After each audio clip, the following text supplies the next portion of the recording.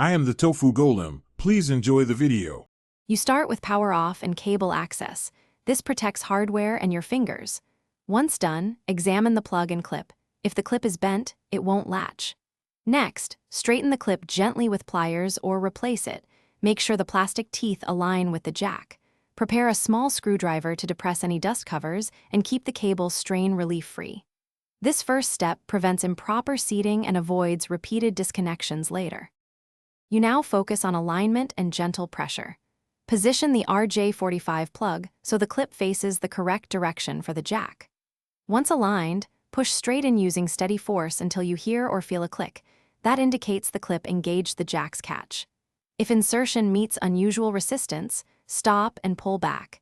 Inspect the clip and jack for debris or obstruction, then realign and try again. This careful approach preserves the clip's spring and ensures finish by powering the device on and checking link/activity lights. Those confirm proper connection. Once you see link lights, run a quick ping or network test to ensure data flows. If there's no link, reseat the cable, try another port, and inspect the clip and jack for broken plastic or debris. Make sure the clip compresses and snaps back. If the clip is damaged, replace the connector or cable. As a temporary fix, use a zip tie for strain relief, but replace it promptly. Thanks for watching. Consider subscribing if we helped you today.